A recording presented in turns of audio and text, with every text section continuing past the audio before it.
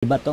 Kasalanan mo eh. Kaya nagpakamata tayo si CJ. Wala nang tayong dapat pag-usapan. Mag-usap tayong dalawa. Yung tayong dalawa lang. Ayoko na makipag-usap. Ano yung makipag-usap? Hindi pwedeng ganun. 2 buwan, nandito ka, wala kang ginagawa sa anak mo. Kausap ko ang anak ko. Kasalanan mo. Huwag kang ganyan. Huwag mo akong ibiin. Kasalanan mo. Ito ginawa mo, kaya siya nagpakamatay. Tayo magkakaintindihan yan.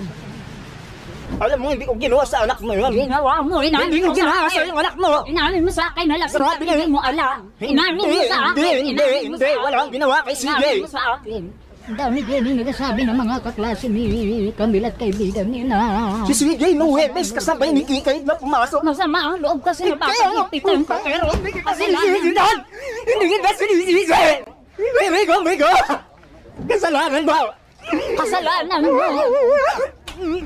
Ayaw kitang sisihin, ma.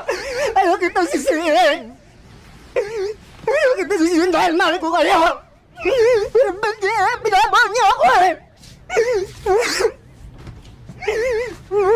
Bakit may alam ka pala din? May alam kayo ba? Hindi ginawa ng aksyon mo. Sabi ko na, may alam din yun naman sinabi ko sa akin. Sinabi ni CJ sa teacher at saka sa kaklase. Tapos nang tinawag si Bibian, yun ang sabi ng mga teacher. Kinausap ko na si CJ, ang sabi ni CJ. Alam niyo lahat. Wala kami alam. Sinabi ng teacher. Sabi sa akin. Maraming sinabihan sa wala nila. Oh, alam mo, bakit hindi ka nag-aksyon noon pa? Ako ang huli. Dapat inaksyonan mo.